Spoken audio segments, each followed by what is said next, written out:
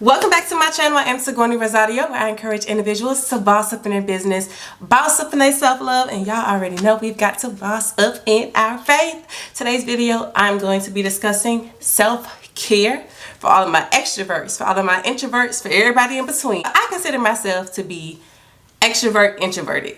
A lot of people do not believe me when I tell them, but it is a little bit of introvert in me. Sometimes, like, I don't really be liking people like that. I don't really like, not all the time, but sometimes I just want my space and I don't want to be bothered and I just want to be in my own little bubble. So I thought it would be good to do a video for mostly the extroverts, but for some introverts as well, to help you with your self-love journey, your self-care journey, and all of that. So if you're interested, stay tuned and let's go ahead and hop into it. First thing that I feel like can help you along your self-love journey, along your self-care journey, is spend time alone. This was the hardest thing for me. And I feel like it definitely comes easier for introverts, obviously. But for extroverts, it was hard for me. At least for me, it was extremely hard for me. I literally used to go and do something with somebody all the time. I literally had a friend. We would go grocery shopping together. That's how bad it was, y'all. Grocery shopping together, I know. And it's just the company, it's just the comfort, it's all of it. And I just felt like, you know, when I didn't have it, like, who was I gonna talk to? And it wasn't until I actually hit Cali and I was by myself. I didn't have no family, I didn't have no friends, I didn't have a man, I didn't have no mentors, nobody to talk to. Like, I was literally by myself in that season. And in that season is when I found myself. So thankful that I went through that season because it taught me how to be by myself. And if you're always going out and doing stuff and spending time with this person, that person, it could almost become to a point to where you can't even hear from God. You can't even digest how you feel. You can't even think about what's going on, how you feeling about this, how you feeling about that. It can just become so overwhelming because you have so many voices in your head. And so when you spend time by yourself, you can think about how you feel, what you're going through, how you are digesting, you know, life in general. And it's just an all-around good tool to be by yourself. Second thing I would say to help you with your self-care journey is to volunteer. Volunteer is an amazing way to go talk to people, to give back to people, to be around other like-minded people. I also feel like it helps yourself as well. When you volunteer, it's not just about, okay, I'm doing this to get attention, I'm doing this for recognition. It's literally coming, or it should come from a place of love and care and whatever environment you are serving. For extroverts, look, we already love talking. Might as well talk and serve. Might as well talk and give back. Might as well do, both of them at the same time. But I just love volunteering. And I think volunteering while you're helping others is also helping yourself. The third thing I would say is therapy and coaching. I stand by therapy. I'm not currently taking therapy up right now just because I just got to the city and I'm about to find me a therapist very soon though. But I love me some therapy, y'all. So crazy because I was just talking to one of my friends about therapy. And all of my friends, literally every friend I have is exactly the same. They're all introverts. Like, all of them.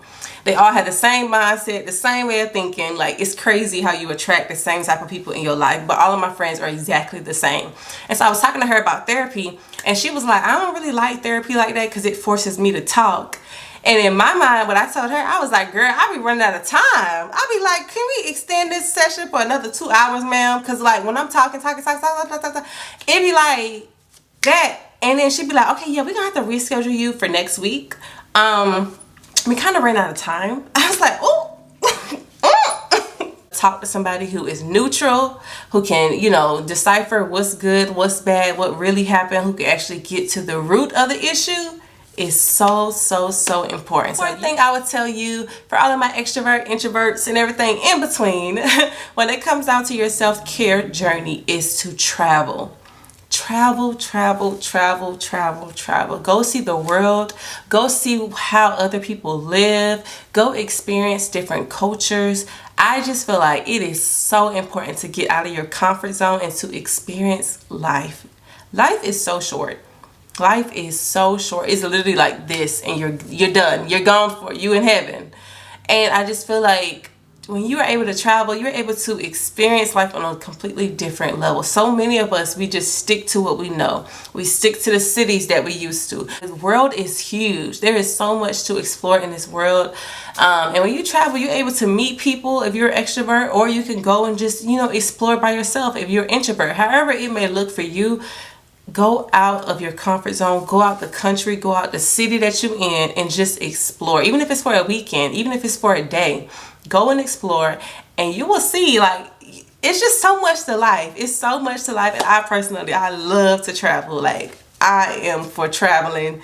I love traveling. Like, I'm that friend to where I'm like, girl, let's go to the Bahamas next month. Let's just book the trip. Like, what's up? Like, I'm that friend.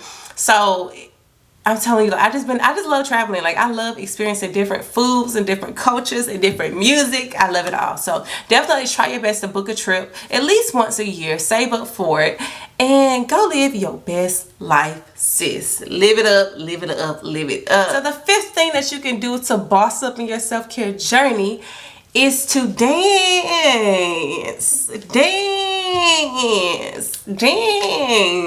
Y'all, I love to dance. I love to dance, and I can't help it. It's just like when the music hits you, it's just like bloop, like you just, it's like my body just take on over, and next thing I'm up, I'm dancing. And you know, another thing I was thinking about when I was thinking about like the points for this video, I meet people while I'm dancing. Like, it's crazy, but it's an excellent way of meeting people, because it's like, oh yeah, you a vibe, I'm a vibe, like, what's up? You know what I'm saying? Like, I've met so many people when I'm out with friends or just out by myself, and there's like some type of music playing, and I just start getting up dancing. It's like other people just like appear, and it's like, oh, you a vibe, I'm a vibe. Okay, let's all vibe out. And so I feel like when you're dancing, you're not so serious. You're not just taking life, you know, so serious and so like, you know, you can go out and enjoy yourself, have a good time, even if you don't know how to dance. To be honest, I don't really feel like I know how to dance. I just be confident with it, and I think people think I can dance. But as long as you're confident when your little two-step, listen, you hit that two-step with confidence. And so I really feel like dancing is an excellent way to take care of yourself. It kind of taps back into like that childlike mentality of being carefree, and it's not allowing you to be so serious and so deep all of the time. Next thing I feel like for self-care is to journal. Journal is so important. You can journal to God, you can journal to yourself, you can journal to somebody who maybe has like passed away, you can journal to somebody who has hurt you. I know, like, back in the day when I was like dealing with breakups and stuff like that, I would literally like write a letter to my exes, and I would be like, yeah, you missed out on a good thing, playboy. You know what I'm saying?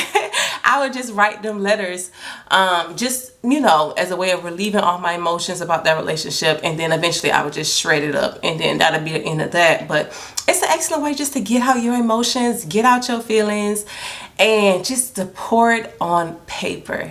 Journaling is so key, so vital, and I feel like that can help those who are extroverts and those who are introverts just to get out all of your emotions. The last thing when it comes down to self-care for all of my beautiful ladies out there is to pray. If you've done all of the previous stuff and you ain't do this one, I mean, I don't know what to tell you. Prayer does not always have to be something deep. It does not always have to be something super long and lengthy. Prayer is, God, help me to get through today. Help me to control my attitude. Help me to control my emotions today. Help me to be a better woman. Help me to be a woman of character.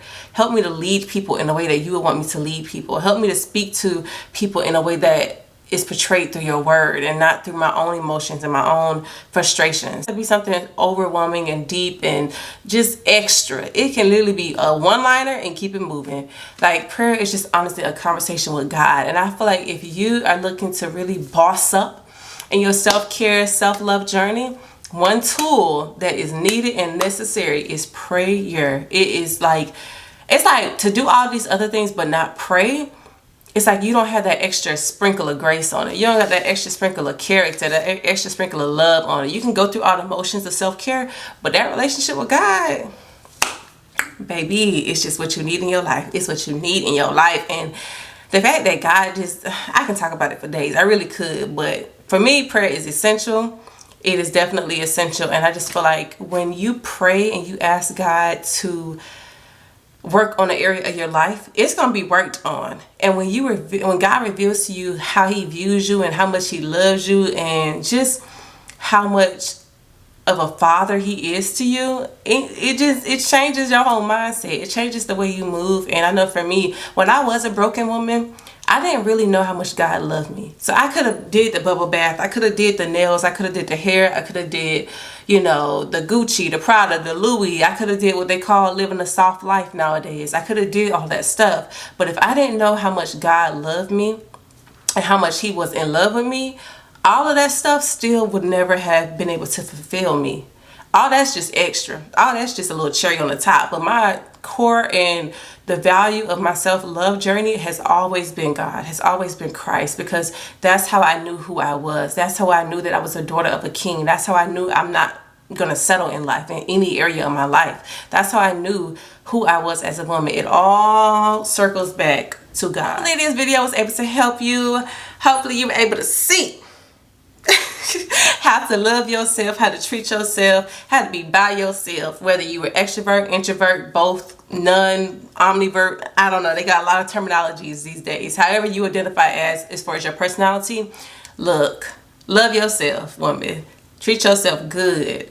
Speak good to yourself. Speak affirmations over yourself. However you connect to yourself, do it. And it don't have to look like everybody else. And it does not have to look like how social media portrays self-care. Make it make sense to you. And look, everything else will fall into place. You need encouragement, or you know somebody else who may need encouragement, please write into my foundation, Letters for Life, where I encourage individuals by writing them a free handwritten letter of encouragement. As always, I love you, but most importantly though, God loves you. I will see y'all on my next video. Bye.